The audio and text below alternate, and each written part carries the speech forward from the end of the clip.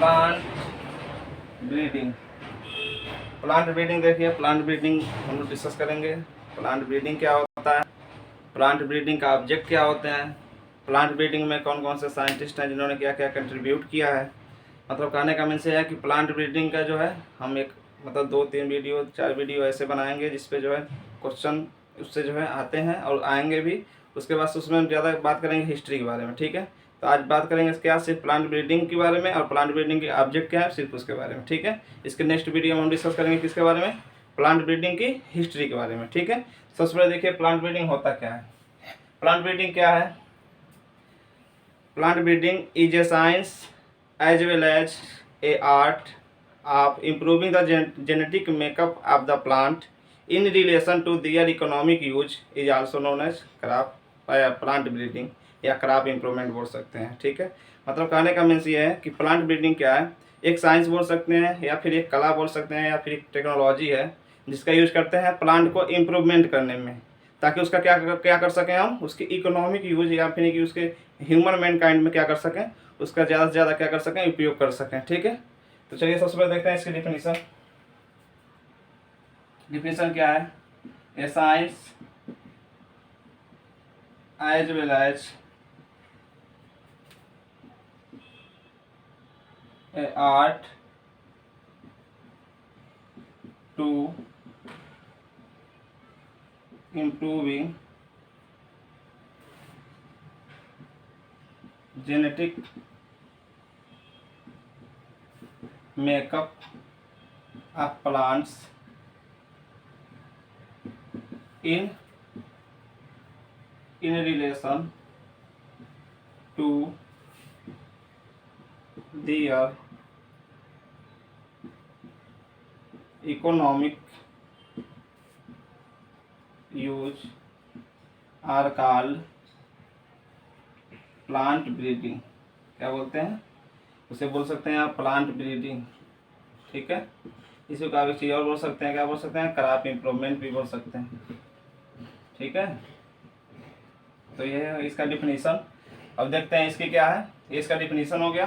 फिर देखते हैं प्लांट ब्रीडिंग का ऑब्जेक्ट क्या है, क्योंकि कोई भी काम करने के पहले कोई ना कोई ऑब्जेक्ट होता है, ठीक है। और देखिए प्लांट ब्रीडिंग का मेन ऑब्जेक्ट क्या होता है, जिससे का 2-3 क्वेश्चन जो एग्जाम में आते हैं, ठीक है। चलिए देखते हैं प्लांट ब्रीडिंग का ऑब्जेक्ट।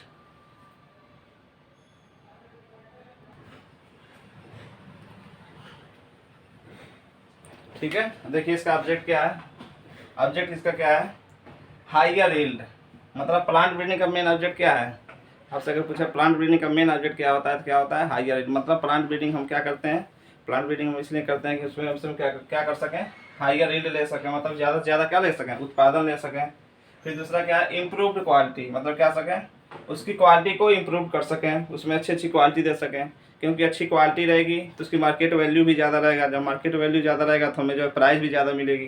तो क्या हो गया, इम्प्रूव्ड क्वालिटी होनी चाहिए। फिर तीसरा क्या है, रेजिस्टेंट टू बायोटिक स्ट्रेस। और चौथा क्या है, resistant to a biotic stress. तो बायोटिक स्ट्रेस आपको पता होगा, बायोटिक स्ट्रेस क्या होता है, कोई भी लिविंग ऑर्गेनिज्म, कोई भी लिविंग ऑर्गेनिज्म है, यानी कि जैसे आप बोल सकते हैं लिविंग ऑर्गेनिज्म यानी कि virus, bacteria, fungus, nematodes, viroids, मतलब ये जितने लिविंग ऑर्गेनिज्म होते हैं, अगर उनके प्रति क्या है, रेजिस्टेंस है, उसके प्रति हमें रेजिस्टेंस बनाना है ताकि उसमें क्या हो सके, ज़्यादा से ज़्यादा डिजीज ना लग सकें, ताकि हमारा क्रॉप क्या हो, अच्छे हो। उसके प्रति क्या होना चाहिए, रेजिस्टेंस होना चाहिए। एक ए बायोटिक के प्रति भी क्या होना चाहिए, रेजिस्टेंट होना चाहिए। यानी कि ये बायोटिक हो सकते हैं जैसे कि न्यूट्रिएंट की इनबैलेंसी, कोई भी न्यूट्रिएंट हो उसका हो सके, या टॉक्सिसिटी ना हो, उसके पास रेजिस्टेंट हो, या डिफिशियंसी हो तो उसके प्रति क्या हो, रेजिस्टेंस हो, जैसे कोई डिजीज ना लगे, ठीक है। तो उसके प्रति क्या होना चाहिए, रेजिस्टेंस होना चाहिए।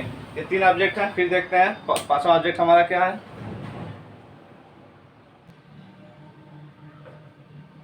फिर देखिए पांचवा ऑब्जेक्ट हमारा क्या है, डिटर्मिनेट टाइप ग्रोथ।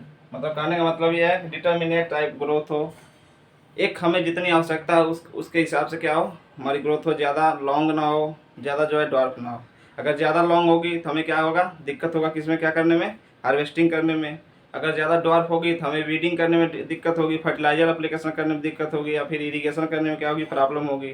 तो क्या होना चाहिए, पांचवा ऑब्जेक्ट हमारा क्या है, डिटर्मिनेट टाइप ग्रोथ होना चाहिए। ठीक, फिर 6 क्या है, सिंक्रोनस मैच्योरिटी। सिंक्रोनस मैच्योरिटी का मतलब ये है कि उनकी जो मैच्योरिटी होती है वो क्या होना चाहिए, एक टाइम होना चाहिए, समय होना चाहिए। यानी कि यह ना हो कि हार्वेस्टिंग करने में कोई मैच्योरिटी क्या हो, पहले मैच्योर होती हो, कोई 10 दिन पहले हो, फिर कोई 5 दिन पहले होता हो, फिर कोई 10 दिन बाद होता हो, तो हमें क्या होगी, हार्वेस्टिंग करने में भी क्या होगी, प्रॉब्लम होगी। तो क्या होना चाहिए, सिंक्रोनस मैच्योरिटी होना चाहिए। और सबसे बड़ी प्रॉब्लम डॉर्मेंसी। डॉर्मेंसी क्या होना चाहिए, डॉर्मेंसी नहीं होना चाहिए। डॉर्मेंसी आप जानते हो कि फेवरेबल कंडीशन पर भी सीड अगर जर्मिनेट नहीं होते तो क्या बोलते हैं, डॉर्मेंसी बोलते हैं। तो डॉर्मेंसी को भी हमें क्या करना चाहिए, प्लांट ब्रीडिंग से कम करना चाहिए। फिर 1 नंबर क्या है, इलिमिनेशन ऑफ टॉक्सिक सब्सटेंस, या फिर क्या बोलेंगे, एंटी न्यूट्रिशनल फैक्टर।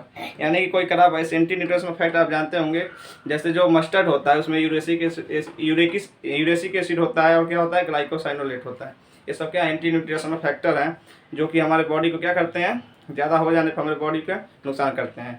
जैसे BOA पाया जाता है लथाइरस में, ठीक है, जिसे केसारी कहते हैं। तो ये क्या होता है, हमारे लिए क्या होते हैं, बहुत ज़्यादा क्या होते हैं, नुकसान होते हैं, जैसे पैरालिसिस होता है। ठीक है, तो इनको क्या करना, एलिमिनेट करना, इनको कम करना प्लांट ब्रीडिंग के माध्यम से। तो वो हमारा क्या है, प्लांट ब्रीडिंग के ऑब्जेक्ट में आएगा। ठीक है, तो ये क्या है, 8-9 ऐसे ऑब्जेक्ट थे जो प्लांट ब्रीडिंग में जो है पूछे जाते हैं। प्लांट ब्रीडिंग का पहला ऑब्जेक्ट क्या है, प्लांट ब्रीडिंग का पहला ऑब्जेक्ट ये है, हमें क्या चाहिए, हायर यील्ड चाहिए।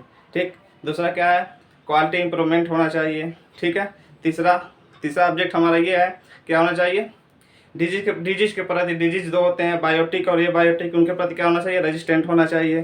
ठीक है, डिटर्मिनेट टाइप ग्रोथ होना चाहिए, सिंक्रोनस मैच्योरिटी होना चाहिए। ठीक है, उसके बाद से क्या होना चाहिए, एलिमिनेट ऑफ, कोई भी एंटी टॉक्सिन है तो उनको क्या करना, एलिमिनेट करना, उनको जो है कम करना, ताकि हमारे बॉडी को ज़्यादा इफेक्ट न डालें। ठीक है, डोरमेंसी को रोकना, ये सब क्या है, किस में आते हैं, इनके ऑब्जेक्ट में आते हैं। ठीक है, फिर उसके बाद से फोटो एंड